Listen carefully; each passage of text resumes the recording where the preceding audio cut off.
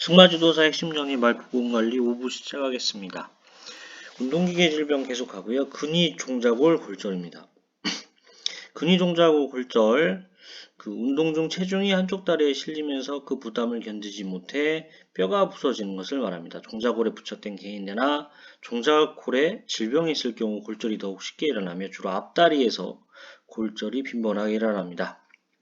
종류는 세로, 가로, 세로 이렇게 부러진 거에 따라서 그리고 부서진 위치에 따라서 이제 명칭이 다른데요. 세로로 갈라지는 걸 축외골절, 세로로 비스듬히 갈라진 것을 축외골절이라고 합니다. 축이 있으면 축에서 벗어났다 생각하시면 될 것 같아요. 그래서 세로로 비스듬히 갈라진 거는 축외골절.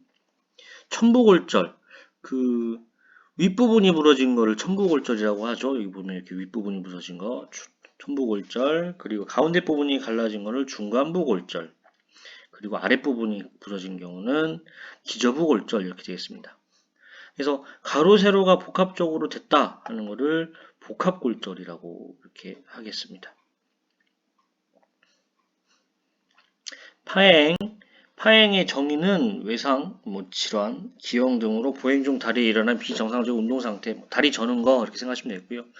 원인으로는 운동기관의 통증, 사지의 기능 장애, 신경 및 근육 마비 등이 있습니다. 그래서 5등급 파행 분류 중 4등급이 분명하게 파행이 관찰되는 상태로 현저한 머리 움직임, 엉덩이 상승, 보폭 단추 등이 발현되는 정도 이렇게 해가지고 등급을 물어볼 때는 4등급 좀 잘 나오긴 해요.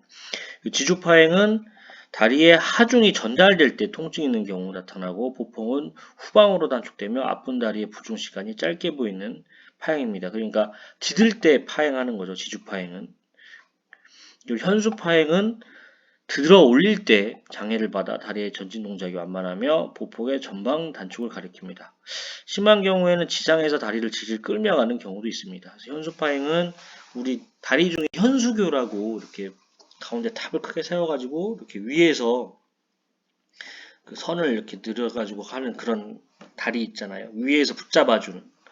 그래서 다리를 들어 올릴 때, 그러니까 붙잡아주니까 들어 올릴 때 어떤 그 부분이 문제가 돼서 일어나는 파행을 현수파행 이렇게 생각하시면 되겠습니다. 그래서 아까 파행의 4등급 잘 나온다고 했잖아요. 그래서 파행이 5등급 나눠집니다. 그레이드 1부터 5까지 있고요. 1이 약한 거, 5가 센 거 생각하시면 되고요. 1부터 하나씩 설명을 드리면 1은 매우 미약한 파행을 나타내는 상태로 특정 조건에서 지속적이지 않지만 간헐적인 미약한 파행이 관찰되는 정도. 그리고 2단계는 직선상에서 평보 또는 속보 시 파행을 확인하기 어렵지만 특정 조건에서 분명하고 지속적인 파행 발현의 정도. 아까는 특정 조건에서 간헐적인데 2등급은 특정 조건에서 분명하게 나타나는 거. 그러니까 보통 상황은 모르겠는데 특정 조건에서 확실하게 나타나는 거. 세 번째 중간 단계인데요. 요거는 앞선 상에서는 평모나 속보시는 확인하기 어렵다 나타냈는데 요거는 어떠한 조건에서든지 속보에서 지속적으로 분명한 파행이 발현되는 정도, 속보에서 지속적으로 분명한 파행이 발현되는 정도 고요. 4등급은 좀 더 셉니다. 그래서 당연히 이제 분명하게 파행이 발현되는데 머리 움직임이라든가 엉덩이 상승이나 보폭 단축 등까지 발현되는 게 4등급.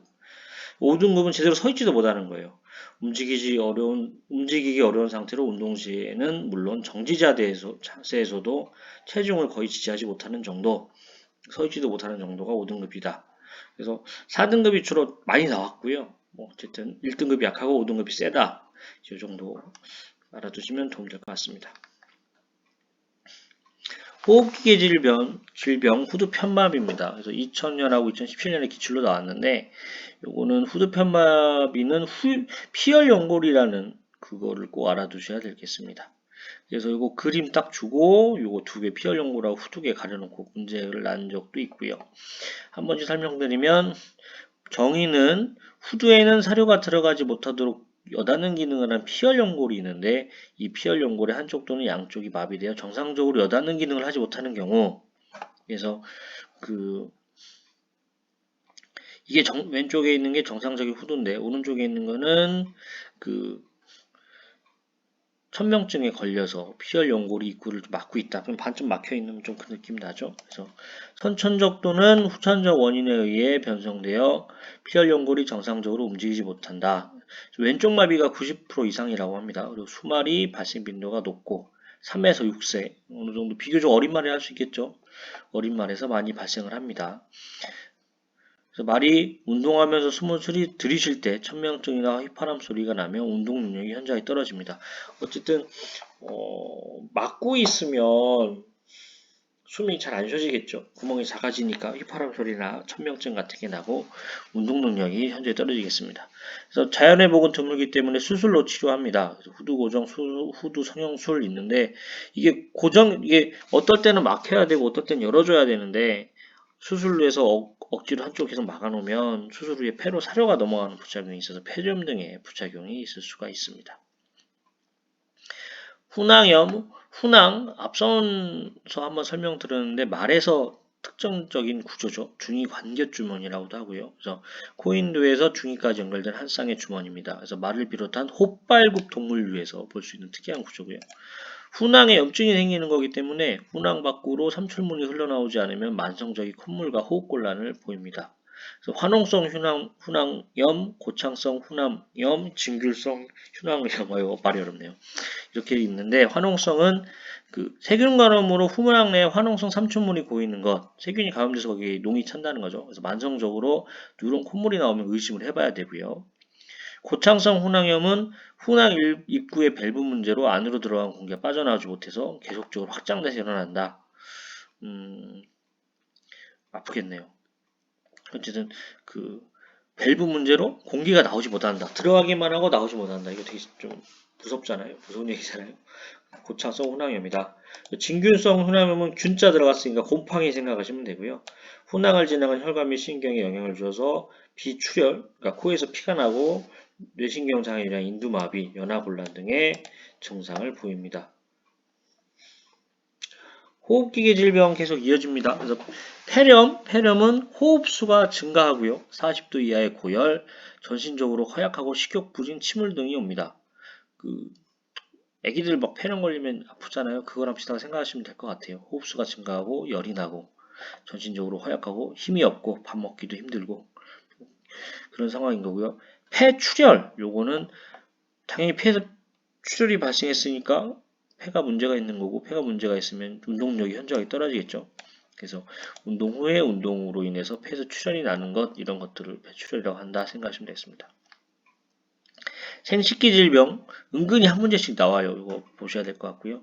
경관협착 성마에서 발전기에도 자궁경관이 개방되지 않고 협착된 상태. 뭐 협착이니까 붙은 거잖아요. 경관이니까 자궁 그 안에 그 관 있잖아요. 자궁 모양 관. 그 Y자 이렇게 있을 때 이 관 모양 말하는 건데 경관이 개방되지 않고 협착된 상태.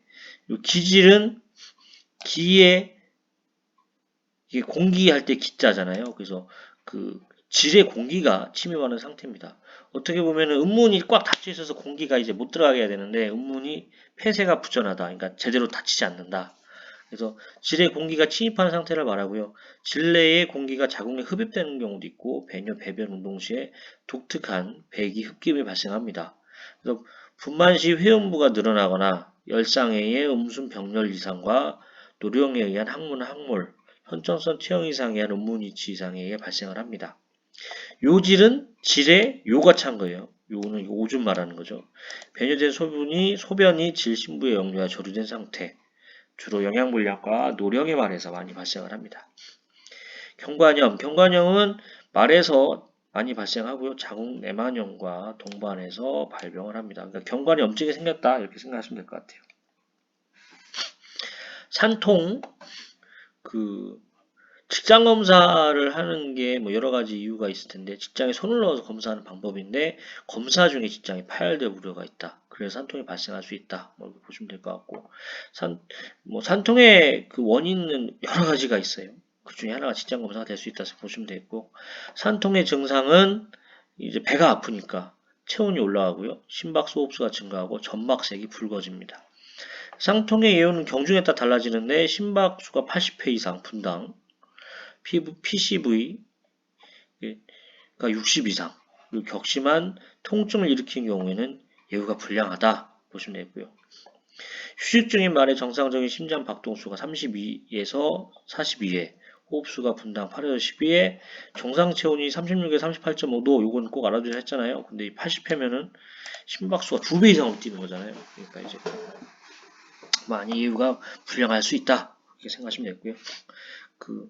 혈액 검사를 통해서 탈수의 진행 정도를 파악을 하고 염증이 진행 중인지를 확인할 수 있습니다. 그리고 산통을 완전하게 예방하는 건 불가능하지만 사양관리와 구체적인 사양 스케줄에 따라 사료를 공급하고 조금씩 자주 먹이며 정기적인 구충제 투여, 규칙적인 운동을 시킨다. 또한 밥 시 흙이나 모래가 많은 곳을 피하고 사료, 사양관리 운동을 서서히 변화시키면서 산통 발생을 줄일 수 있다. 이게 산통의 원인이 다양하다는 거예요. 그러면은 밥 먹이는 걸 잘못 먹어도 생기고 사료를 많이 먹여도 생기고 그러니까 기생충이 많아서 생기고 운동이 부족해서 생길 수 있다. 뭐 이런 소화가 잘 안 돼서 생길 수 있다 이런 거고 모래 같은 걸 먹어도 생길 수 있다. 뭐 이런 거라고 생각하시면 되겠습니다. 산통 계속 이어져서 요 산통까지 마무리하시고 다음 하시죠. 그래서 산통은 말에서 가장 빈번하게 발생하는 긴급한 상황으로 원인은 매우 다양하다. 통증 반응으로 앞발을 긁거나 배 쪽을 쳐다보고 땀을 흘리며 누우려고 하거나 누워서 구르는 행동 등이 나타난다. 어떻게 보면 말을 못하니까 막 이런 행동 등을 하는 거죠. 나 배 아파요 못하니까. 이렇게 안타깝네요. 산통의 특징적인 증상으로 식욕이 저하되고 기력이 없어지며 체온 상승 및 심박수, 호흡수가 증가하고 점막색이 붉어진다. 병력 청취, 신체 검사, 장음 청진, 비위관 삽입, 직장 검사 등을 통해 진단할 수 있다. 아까 직장 검사할 때 진단도 할 수 있지만 조심해야겠죠. 대장 폐색은 가장 빈번하게 일어나는 산통의 원인인데 대장이 막혀 있으니까 당연히 똥이 안 나오겠죠. 분변량이 감소하고 당연히 똥이 잘 안 나오고 그러다 보니까 나와도 딱딱하고 점액이 묻어 있는 변이 보이게 되겠습니다. 산통의 종류 폐색산, 가스산, 경려산, 모래산이 있는데 이 부분은 다음 시간에 설명드리도록 하겠습니다. 도움이 되셨다면 구독과 좋아요 부탁드립니다. 감사합니다.